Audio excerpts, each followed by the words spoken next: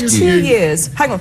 Why have you frozen cider duty and beer duty, which are considerably worse for you than a cup of lemonade? Well, we're talking about young people. You're going to increase. We're talking about young people's health. They're not drinking cider and beer. So you want an 18-year-old to switch from drinking Coca-Cola and start drinking cider? That's actually the economic incentive you've set up in your budget. Let me just say, but hang on. The other thing.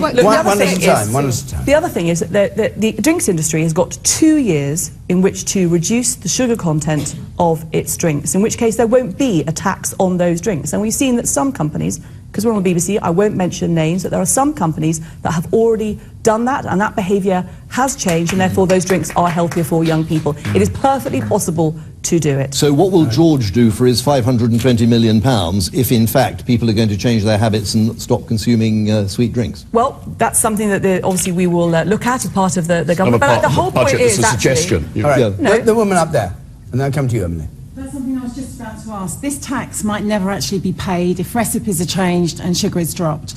So that money should be going into sports in primary schools. As Mark said, really exercise is key to reducing obesity. So if that tax isn't raised, then the sport in school won't increase, and that will be 3 years in the future anyway. So what happens now? Emily Thornbury. No. I mean, I think, again, it just shows, I think, that this government is just making it up as it goes along.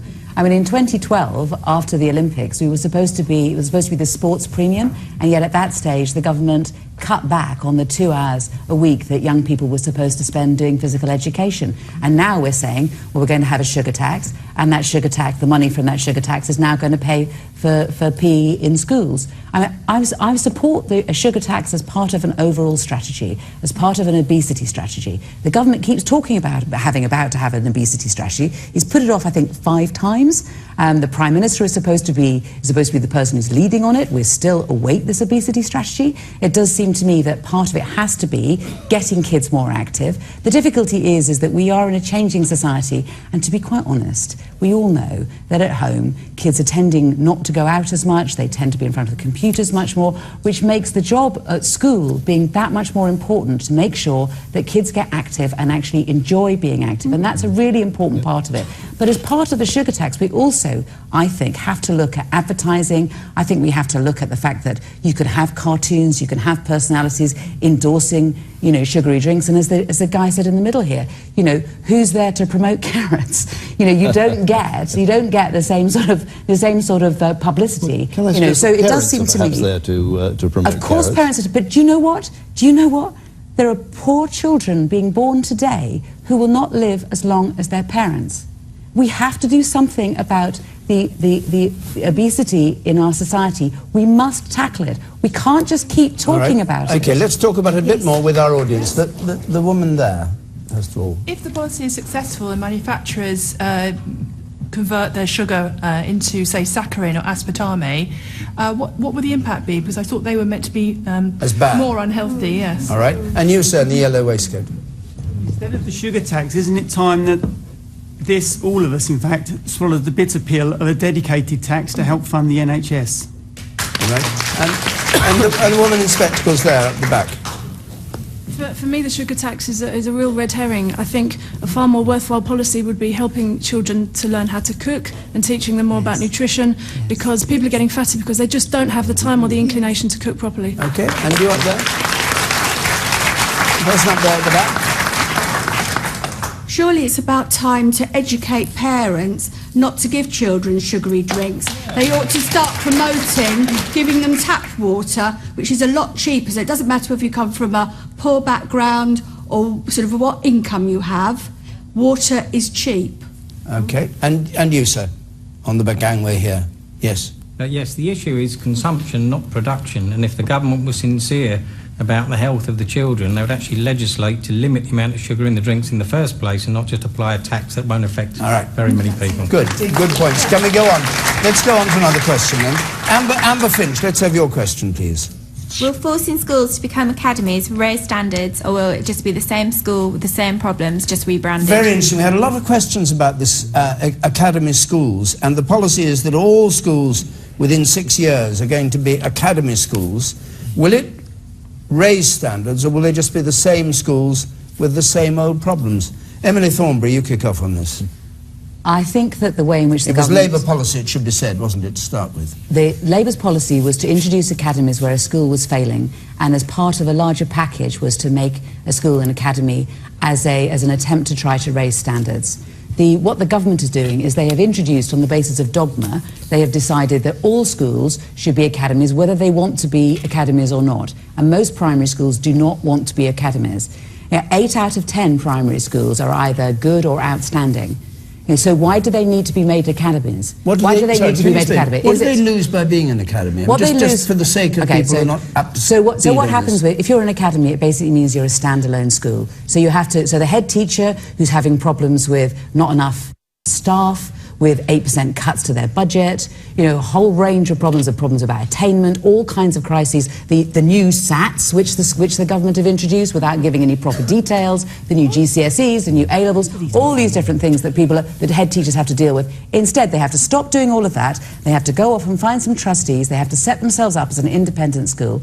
If they're a small primary school in a village where they've got, let's say, 120 kids, they're not going to be allowed to be an academy by themselves, so they're going to have to find themselves another school to become an academy with, or join one of these dreadful academy chains, which the Chief Inspector has said some of them are worse than some of the worst local authorities. It's not just me, Nikki, who criticises the academies and the way in which you're insisting that all schools become academies. If you listen to the spokesperson from the Local Government Association, who's a Tory, he says that he's quite astounded that you're insisting on all primary schools, all schools becoming academies. He says it defies reason that councils are being portrayed as barriers to improvement, given that 82% of council-maintained schools are good or outstanding. So what they're doing is instead of actually dealing with the problems that they have, and they have a number of problems, not enough maths teachers, not enough physics teachers, the number of pupils going up, the amount of money going into the budgets going down, instead of addressing any of that, they decide to simply follow dogma and make all schools, force all schools to become academies. Right. It is not thought through. Right. Just a reminder that it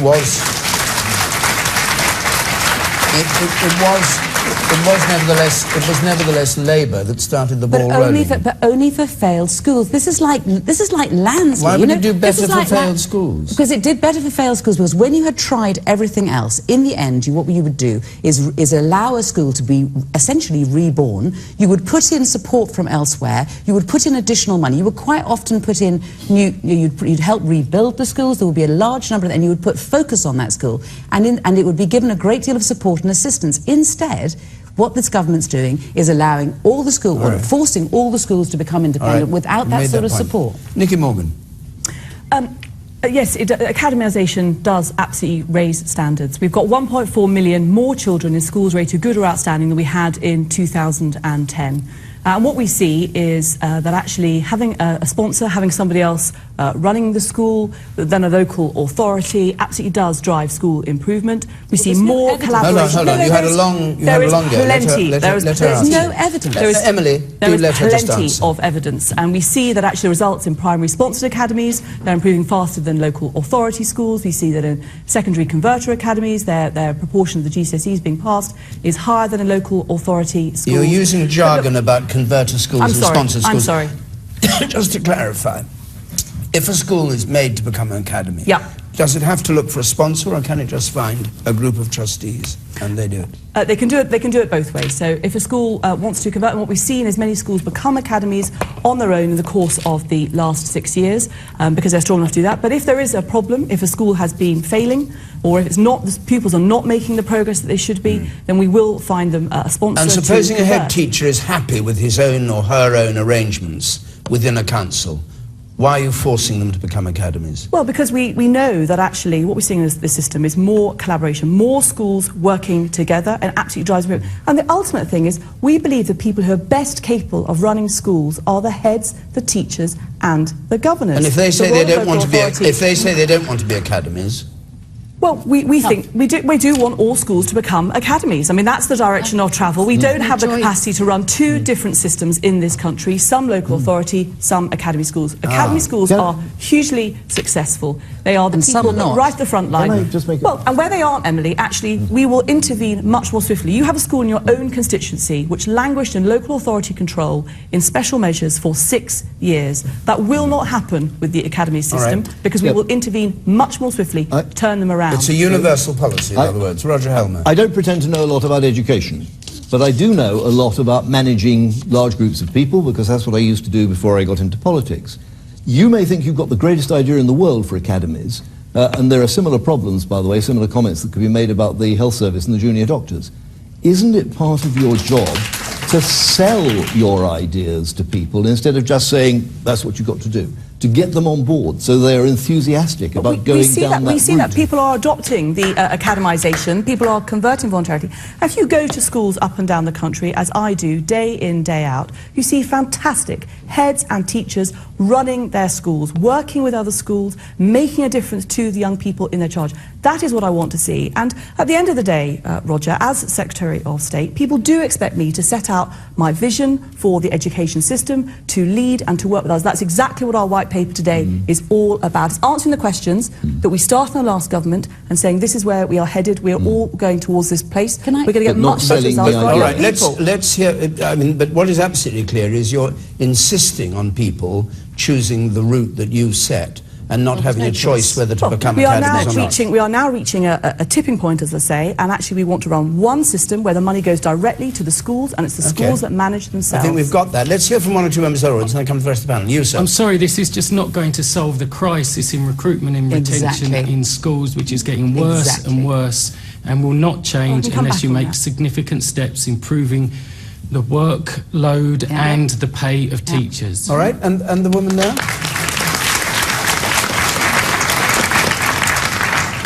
By turning schools into academies, are we passing off the government using that to pass off responsibility for failing schools to the local authorities and the trustees of the schools? No. Is that what you think? I do, yes. Do you want to answer? No, I mean, absolutely not, because what we're saying is that the Department for Education, me as Secretary of State, we have these 8 regional schools commissioners around the country, absolutely get involved in schools that are failing. The whole purpose of the Education Adoption Act that we just passed, or got royal assent yesterday, is about identifying schools, both maintained and academies, that are failing or are coasting, and actually intervening swiftly. Can I just come back to the point the gentleman made about teacher recruitment, because it is very, very important. The biggest thing that improves the life chance of young people is the quality of the teaching and having enough great teachers in the classroom. And if you look at the white paper that we published today, the whole thing is about setting out and supporting teachers as professionals. It's about making sure that they are absolutely in control. We've got the best teachers in our classrooms and they're supported by their head teachers. Is anyone here, hang on, is anyone here, you've got experience of this obviously around here, in favour of the academy schools? You are, sir. You are. Why don't you've spoken already. Well, you've spoken already too. Anybody else have not spoken already? Well, okay, go on then quickly, you in pink there. And then I'll come to you. Yes. It's moving forward and it's taking schools to the next level. It's investment, and I think the Conservatives are doing a great job in making that move. Tasmina. Of course, education is devolved to Scotland, but we're always very keen to learn from good practice for our systems up north as well. But in terms of these academies, I can't help but think, because they're being imposed upon rather than through choice, that we may well be creeping towards a system where, depending on where you live and who's running your school, will depend on the type of education that you get.